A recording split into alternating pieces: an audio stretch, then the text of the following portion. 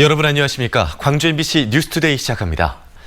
요새 카카오뱅크나 K뱅크 같은 인터넷 전문 은행, 간편해서 많이들 이용하시죠? 은행에 직접 가지 않고도 거래를 할 수가 있고 또 계좌를 쉽게 개설할 수 있는 편리함 때문에 인기를 끌고 있는데요. 반대로 이 점을 악용한 범죄도 기승을 부리고 있습니다. 이를 이용한 범죄들이 2년 만에 7배가 늘었는데 아직까지 뚜렷한 대책이 나오지 않고 있습니다. 우종훈 기자가 취재했습니다. 경찰에 구속된 37살 김모 씨는 인터넷 중고품 거래 사이트에서 사기 행각을 벌였습니다. 유명 제조사 이어폰을 반값에 판다고 했다가 피해자가 돈을 입금하면 사라지는 수법. 이렇게 김 씨에게 속은 사람만 85명에 달할 정도였는데 이렇게 많은 사람들을 속일 수 있었던 데는 그만한 사정이 있었습니다. 바로 개설이 쉬운 인터넷 은행 때문이었습니다. 범죄 신고로 경찰이 해당 계좌를 수사하더라도 김 씨에게는 자신의 명의로 개설한 카카오뱅크와 K뱅크 수십 계좌가 있었기 때문에 또 다른 범행이 가능했습니다. 인터넷이나 전화로 계좌가 개설이 가능하니까 그 계좌를 정지를 시켜도 또 전화해가지고 다른 계좌를 만든다는 거예요. 마찬가지로 중고품 사기를 벌였다 경찰에 붙잡힌 30대 남성도 잡고 보니 카카오뱅크와 K뱅크 계좌 19개를 개설해놓고 범행을 저지른 사실이 드러났습니다. 창구를 방문하지 않아도 되고 개설이 쉽다는 편리함 때문에 각종 사기 사건에 악용되고 있는 겁니다. 스마트폰 앱을 실행하면 이처럼 가입을 위한 문구가 나옵니다. 이외에는 신분증만 있으면 10분 만에 계좌 개설이 가능합니다.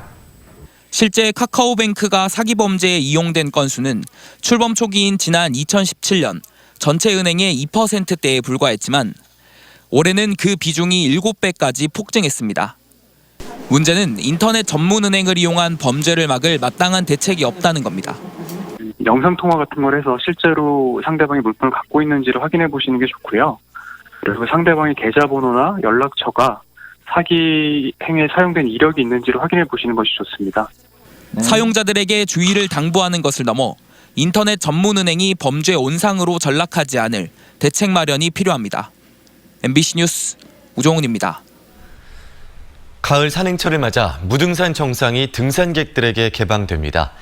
무등산 국립공원 사무소는 다음 달 2일 무등산 정상을 개방하기로 하고 서석대에서 공군부대 정문까지 900m 구간에서 탐방 예약제를 시행한다고 밝혔습니다.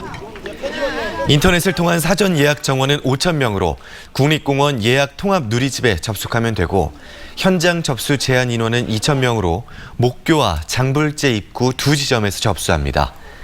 정상부 개방 시간은 오전 9시부터 오후 4시까지이고 사전 예약을 한 등산객만 출입이 가능합니다. 찬 공기가 남하하면서 날이 하루가 다르게 쌀쌀해지고 있습니다. 오늘 아침 광주의 기온은 어제와 비슷하게 시작했지만 한낮 기온 21도 안팎에 머물면서 어제보다 3, 4도가량 더 낮은 날씨를 보이겠고요. 내일 광주의 아침 기온은 8도까지 떨어지면서 오늘보다 4, 5도가량 더 낮겠습니다. 하늘은 맑게 드러나 있습니다. 아침 저녁으로만 따뜻한 옷차림 하신다면 활동하기 무난하겠는데요. 다만 오전 중에는 안개가 짙게 끼어 있습니다. 현재 곡성의 가시거리는 170m, 구리에는 90m 등으로 일부 내륙 지역에서는 안개로 인해 시야가 답답하니까요. 교통안전에 주의하시기 바랍니다. 지난 주말 날은 좋았지만 바람이 참 강하게 불었죠. 오늘도 서해안을 중심으로는 강풍이 예상됩니다. 초속 9에서 13m의 강한 바람이 불겠고 바다의 물결도 높게 일면서 일부 해안 지역을 중심으로는 강풍 예비특보와 풍랑 예비특보도 발표돼 있습니다. 주의하시기 바랍니다. 날씨 정보였습니다. 지역에 일자리가 없고 그래서 청년들이 지역을 떠나는 악순환이 사회적 문제가 되고 있습니다. 이런 가운데 지역에 활력을 주는 새로운 일자리를 만들면서 소외계층과도 함께하려는 창의적인 노력들이 주목을 받고 있는데요. 박광수 기자가 전해드립니다. 역사, 생태, 문화와 연계한 여행 기획. 전직 교사 하지수 씨가 고향으로 돌아와 지난해 설립한 업체 여수와의 사업 컨셉입니다. 사진 남기기에 급급한 피상적 여행에서 벗어나 우리 지역의 깊이 있는 멋과 차별성을 보여주자는 취지입니다. 새로운 시도가 주목받으면서 올해는 여수 국제섬포럼의 인문학 투어를 주관하는 성과를 거두기도 했습니다. 즐겁게 일하면서 돈도 벌고 지역에도 활력을 불어넣자 하 씨의 명료한 사업 목표입니다. 여수에서 여수를 알리고 함께 일하고 싶은 사람들은 모두 함께 할 수 있는 그런 회사로 만들고 싶습니다. 한 시민운동가가 주도해 창업한 스마트폰 관련 업체 소셜게임. 평범한 휴대폰 판매점처럼 보이지만 직원들이 모두 보육원 출신이거나 소외계층 청소년들입니다. 조만간 휴대폰 수거와 재활용 사업으로 확장시켜 일자리를 더 늘리고 환경도 보호하는 선순환의 수익 모델을 구상하고 있습니다. 폐 휴대폰을 분해를 해서 그 분해하는 인력도 필요하고 그럼 더 많은 사람들에게 일자리도 제공이 되고요. 그 다음에 그것을 매각함으로 인해서 또 부가소득을 올릴 수가 있고요. 이 같은 창업 성과를 모델로 새롭게 도전에 나서는 젊은이들도 늘고 있습니다. 최근 한 대기업이 후원하는 사회적 비즈니스 모델 양성 프로그램에는 여수 지역에서만 18개 팀이 응모해 치열한 경쟁을 벌였습니다. 청년들이 우리가 지역사회 어떤 문제를 함께 해결하고 함께 참여할지에 대한 고민들을 나누고 또 그들 스스로도 문제를 발견하고 해결하는 프로세스들을 직접 경험하는 측면에서 좋은 성장의 기회가 될 것 같습니다. 지역의 사회적 문제를 풀어가면서 청년들의 일터를 만들어보자는 시도가 의미 있는 흐름과 성과로 이어질 수 있을지 주목됩니다. MBC 뉴스 박광수입니다. 전남의 스마트팜 혁신밸리가 세계적인 청년 창업 모델로 육성됩니다. 전라남도는 정부의 혁신성장 8대 선도사업 가운데 하나로 선정돼 2022년까지 고흥만 간척지 일원에 추진될 전남 스마트팜 혁신밸리를 세계적인 청년 창업 모델로 육성하기 위한 기본 계획을 수립하고 최근 농림축산식품부의 승인을 받았습니다. 이에 따라 종합 로드맵을 만들어 부지 매입을 진행하는 한편 청년 농업인 교육을 위한 청년 보육센터, 임대형 스마트팜 단지, 실험과 연구를 위한 실증 단지 조성 등 분야별 실행 계획을 추진해 나갈 계획입니다. 더불어민주당 광주시당이 광주 일부 지역에서 집중적으로 발생한 불법 당원 모집 사례에 대해 집중 조사를 벌이기로 했습니다. 민주당 광주시당은 내년 총선 출마 예정자들이 권리당원을 확보하기 위한 경쟁을 벌이면서 불법 당원 모집 의혹이 불거지고 있어 대대적인 진상조사를 하기로 했다고 밝혔습니다. 시당 차원의 사전 확인 결과 입당원서에 접수한 당원의 주소가 허위이거나 동일한 주소에 7, 8명의 당원이 주소지로 등록한 사례가 상당수 적발됐습니다.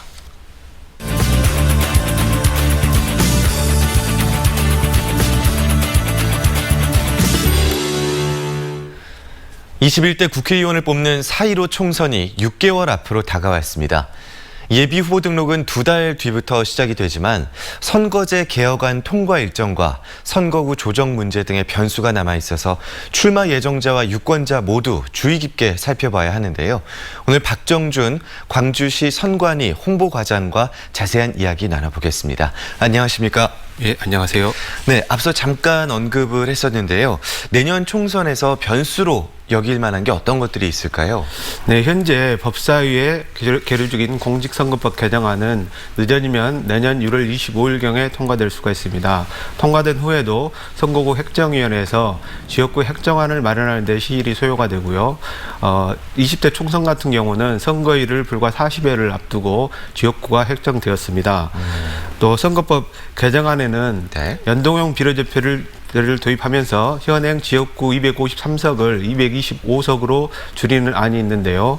지역구를 225개로 가정할 경우에 우리 지역 같은 경우 동구, 남구, 을, 서구, 을, 여수시 갑, 여수시 을 선거구가 인구 하한선에 미달하게 됩니다.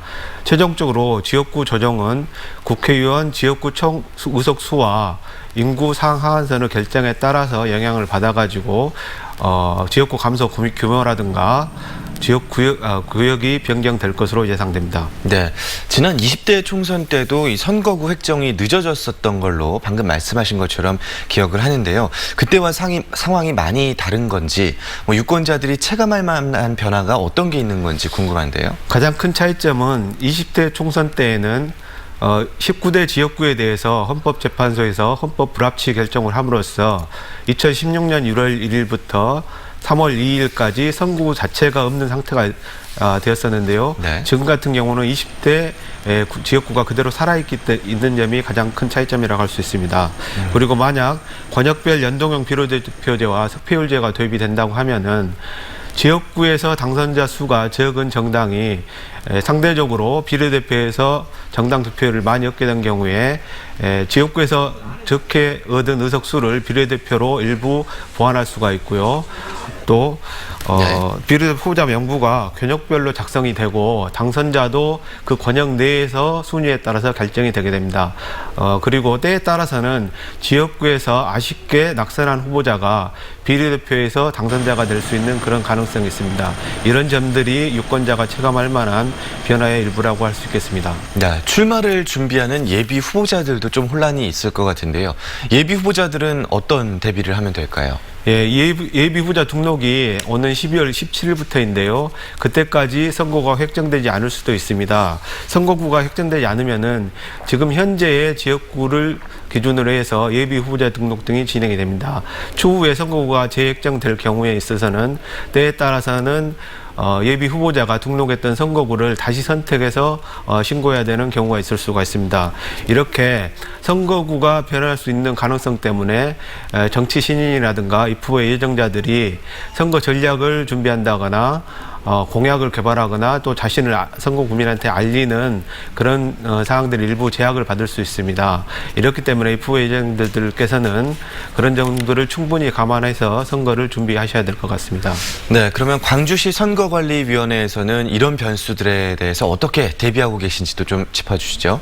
우리 위원회는 선거법 개정에 내부적으로 준비를 하고 있고요. 다만 지금 현행 선거법 체제 하에서 유권자의 투표 편의 등을 위해서 투표소라든가 사전투표소 같은 시설들을 전수조사를 하고 있고 또 투표지 분류기라든가 투표함과 같은 선거 장비도 점검을 하고 있으며 인력 확보라든가 이런 것들을 준비해서 효율적인 선거관리 체계를 구축해 나가고 있습니다. 또 선거관리 역량 강화를 위해서 직원들을 대상으로 연수라든가 모의시험 등 자체 교육을 실시하고 있고요. 또 선거가 가까워지면서 입후보 예정자들의 활동이 늘어나고 있는데 불법 행위가 발생하지 않도록 선거법 사전 안내와 또 단속도 강화해 가고 있습니다. 그리고 우리 위원회는 선거법 개정에 대비하면서 제21대 국회의원 선거가 공정하게 치러질 수 있도록 최선의 노력을 다하겠습니다. 네, 알겠습니다. 광주시 선거관리위원회 박정준 홍보과장이었습니다. 고맙습니다. 네, 고맙습니다.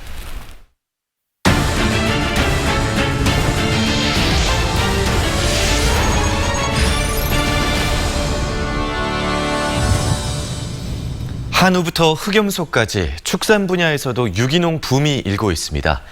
시장 가능성은 크지만 판로 확보와 규모화에 따른 비용 부담이 걸림돌인데요. 박영훈 기자가 취재했습니다. 사료를 먹은 소들이 축사박 운동장으로 나와 시간을 보내고 있습니다. 먹는 것도 휴식도 최고 수준인 유기축산 농장입니다. 일반 사육 농가보다 유기 사료값 등 생산비가 40% 이상 더 들지만 가능성에 도전하고 있습니다. 문제는 현재 대규모 유통시장에 연중 납품하기 위해서는 2,000마리 이상을 키울 수 있는 규모화가 필요한데 쉽지 않습니다. 생산비 부담이 크고 조사료 재배지 확보 등 농가들의 부담이 만만치 않기 때문입니다. 어느 일정 두수 예를 들면은 2,000두 이상 규모화가 될 때까지 사료비 지원이라든가 자립할 수 있을 때까지 적정 지원이 이루어야 되지 않을까 그렇게 생각하고 있습니다.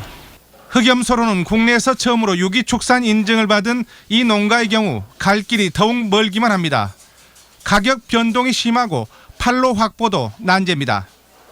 그래서 여건이 굉장히 좀 어렵고 또 염소 한 마리당 20평 사료포를 확보하는데도 상당히 어려움이 있었고요.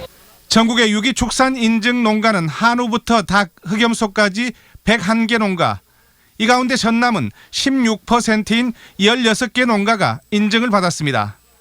가공과 판로 확보 등을 위한 기술 지원과 제도 보완이 유기축산의 시급한 과제가 되고 있습니다. MBC 뉴스 박영훈입니다. 전남 지역에서 농산물 등의 원산지를 눈속임한 업체들이 무더기로 적발됐습니다.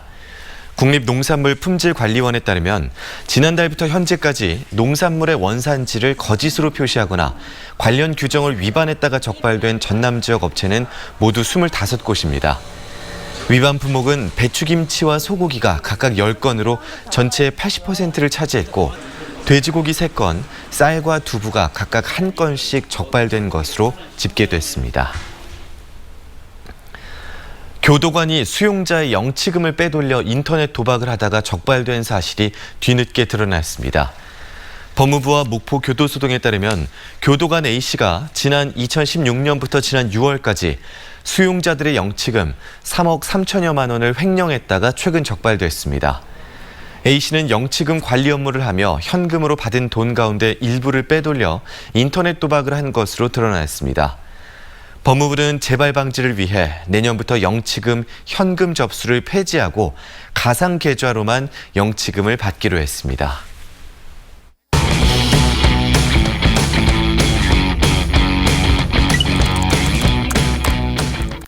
한 주간 누리꾼들의 관심사를 키워드로 정리해보는 누리픽 시간입니다. 지난 한 주 어떤 키워드가 많은 관심을 받았을까요? 한란식 없는 급식, 시청자 제보 영상, 대인야시장 개장이 있었습니다. 어떤 내용인지 먼저 한란식 없는 급식부터 살펴보겠습니다. 이슬람교도를 믿는 무슬림이 먹는 음식, 바로 할랄 음식입니다. 광주에서 학교를 다니는 무슬림 아이들도 율법에 따라 조리된 음식만 먹을 수 있는데요. 한국 식단에 맞춘 급식이 나오고 있다 보니 밥을 제대로 먹지 못하고 있었습니다. 이에 학생들의 인권과 다양성을 존중하는 정책이 필요하다는 주장이 제기됐는데요. 문화의 다름을 존중해주는 건 맞는데 그 문화에 적응하든지 대안을 세우는 건 당사자 목 아닌가? 광주시 학생인권 보장 및 증진에 관한 조례에는 이들의 권리를 보장하는 내용이 있습니다. 한국 사회의 다양한 문화적 배경을 가진 사람들이 늘어나고 있는 만큼 소수자인 이들과 어떻게 어울려 살아갈지 고민이 더 필요해 보입니다. 시청자가 직접 제보한 한 화재 영상도 누리꾼들의 눈길을 사로잡았습니다. 건물 사이로 뿌연 연기가 높이 치솟습니다. 나주시 중앙동의 한 상가 2층 불교 법당에서 불이 난 건데요. 이 화재로 소방서 추산 825만 원의 재산 피해가 발생했습니다. 뭔 일이래? 피해가 안 커야 될 텐데. 항상 플러그 잘 뽑고 확인 잘 하고 다닙시다. 이웃의 일도 내 일같이 큰 피해가 없길 바라며 화재 예방에도 신경 쓰자는 의견이 많았습니다. 다양한 프로그램과 함께 돌아온 광주 대인야시장. 선선한 바람 맞으며 나들이 다녀오는 건 어떨까요? 10월 대인예술야시장 무장무장이 활짝 문을 열었습니다. 매주 토요일 저녁에 방문하면 가을 감성 물씬 풍기는 미술작품과 공연을 만날 수 있는데요. 오랜만에 가보는 거 어때요? 먹으러 가자! 먹거리 볼거리 풍성한 덕에 대인야시장의 인기는 식을 줄 모르는 것 같네요. 지금까지 한 주의 누리픽이었습니다.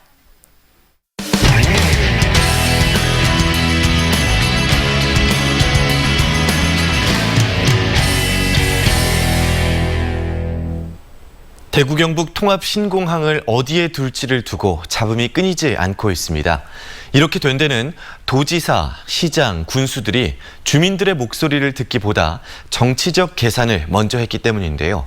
올해 안에 입지 선정이 가능할지 의문입니다. 이상원 기자의 보도입니다. 대구시와 경상북도는 최근 대구 경북 통합 신공항 주민투표 방식을 일부 수정한 절충안을 군의군과 의성군에 제시했습니다. 기존 논의되었던 안 그리고 구도 합의안은 조금 문제가 있고 그다음에 군의하고 의성에서 서로 받기가 좀 어려운 그런 문제점이 있었습니다. 그래서 저희들 대구시와 경상북도가 그것을 보완할 수 있는 절충안을 몇 가지 제시를 해놨습니다. 군의군 의성군은 자체적으로 협의 중이라고 밝혔지만 이번에도 정치적 결정으로 흐를 가능성이 작지 않습니다. 협의 중에 있습니다, 그냥. 우선군하고 협의하는 게 없는 것 같고, 일단은 그분들이 또 만나가 얘기를 하셔야 되겠죠. 신문선에서 얘기는 아예 안 되지 않습니까? 지난달 21일 단체장들이 주민 의견을 듣지 않고 섣불리 합의 발표를 내 주민 반발은 드세졌고 결국 입지 선정은 석 달 넘게 차질을 빚고 있습니다. 자체 단체장님 뜻을 반영을 하려고 그러는데 사실은 주민들의 뜻이 거기에 녹아나야 된다 이렇게 생각합니다. 공항 이전 특별법에 따라서 진행하면 반대할 수도 없고 반대해서도 안 되고. 사태가 이렇게까지 이른 데는 군의 의선 간 의견 중재 과정을 제대로 못한 경상북도의 책임이 적지 않다는 비판이 제기되고 있습니다. 대구 경북 통합 신공항 입지 선정이 지자체 합의 과정에서 주민들의 의사가 제대로 반영되지 않고 정치 논리에 휘둘리면서 표류를 거듭하고 있습니다. 연내 입지 선정이 점점 불투명해지면서 자칫 무산될 수도 있다는 위기감이 커지고 있습니다. MBC 뉴스 이상원입니다. 조선왕실의 주요 의식과 행사를 그림으로 기록한 조선왕조 의궤 박물관이 과거 궁중 사고가 있었던 강원도 오대산에 건립됐습니다. 이 박물관 건립을 계기로 조선왕조의 의궤를 원래 있었던 오대산으로 환수하자는 운동도 본격화될 전망인데요. 원주문화방송 권기만 기자가 전해드립니다. 1895년 일본 낭인들에게 시해당한 명성황후. 혼란스러웠던 전국 탓에 장례는 시신도 없이 2년이 지나서야 치를 수 있었습니다. 그 비통했던 국장의 전 과정이 꼼꼼하게 기록된 의궤가 현대기술로 재탄생했습니다. 조선왕실의 소중한 기록 유산인 실록과 의궤의 의미와 가치를 살펴볼 수 있는 박물관이 개관했습니다. 조선의 중요한 기록들을 보관하고 또 이를 지켜왔던 오대산 사고가 이제는 박물관으로 후손들을 만나게 됐습니다. 여기가 그 왕의 기록지를 보관했다는 곳이구나. 아이한테 설명해주고, 그리고 저희가 환수받기 위해서 한 7년 정도 많이 고생을 하셨더라고요. 그래서 박물관은 실록과 의궤가 어떻게 기록됐고 또 어떻게 지켜왔는지를 이해할 수 있도록 구성됐습니다. 일제에 빼앗겼던 조선왕조 실록과 의궤를 돌려받기 위한 노력과 과정들도 엿볼 수 있습니다. 황실 도서관에 의궤가 보관돼 있어서 거기 갔었습니다. 그래서 그걸 좀 봐야 되겠다. 그리고 찾아가야 되겠다. 그 해가 경술국치 100년이 된 해였습니다. 무엇보다 현재 국립고궁박물관에 보관되고 있는 조선왕조 의궤를 원래 있었던 오대산으로 다시 돌려놓는 것이 박물관 건립의 마지막 목표입니다. 잃었던 영혼을 다시 회복하는 일이고 또 있었던 곳에서 그 문화재는 더욱 빛나는 법입니다. 수준 높은 불교 문화재와 작품들을 만날 수 있는 성보박물관도 함께 문을 열어 평창을 대표하는 새로운 명소가 될 것으로 기대를 모으고 있습니다. MBC 뉴스 권기만입니다. 국립공원 무등산 원효사 지구 이전 사업이 숙박시설 건립과 함께 본격화되고 있습니다. 광주시는 광주 생태문화마을 힐링촌 건립안을 시의회 임시회에 제출하고 힐링촌 건립을 본격적으로 시작하기로 했습니다. 힐링촌은 원효사 지구 이전 사업 대상지인 충효동 일대 생태문화마을에 들어서게 되고 광주시는 오는 2022년까지 원효사 시설과 상가를 충효동 생태문화마을로 집단 이주시킬 계획입니다. 광주시가 산하기관에 출연하는 금액이 해마다 증가하면서 재정 부담 우려가 커지고 있습니다. 광주시가 시의회에 제출한 출연기관에 대한 출연 동의안에 따르면 광주 글로벌모터스의 출연기관인 그린카 진흥원의 내년도 출연금은 342억 원으로 지난 2016년보다 10배 가까이 늘었습니다. 광주 비엔날레 재단에 대한 출연금은 55억 원, 광주 교통약자 이동지원센터는 119억 원, 광주문화재단 56억 원 등으로 해마다 큰 폭으로 증가세를 이어가고 있는 것으로 나타났습니다. 전라남도가 2019 국가균형발전 프로젝트 예비타당성 면제 사업에 대해 지역 중소건설업체가 참여하도록 하는 지역 의무 공동도급 적용을 정부에 건의했습니다. 전라남도는 국가를 당사자로 하는 계약의 경우 78억 원 미만의 소규모 사업에만 지역 의무 공동도급제가 적용되다 보니 국가균형발전 프로젝트 사업에 지역 중소업체가 참여하기 어려운 실정이라며 이 같은 건의를 했다고 밝혔습니다. 국가균형발전 프로젝트를 위한 예비타당성 조사 면제 사업에는 전남 지역에서 서남해안 관광벨트와 수산식품 수출단지 조성 사업이 선정됐습니다.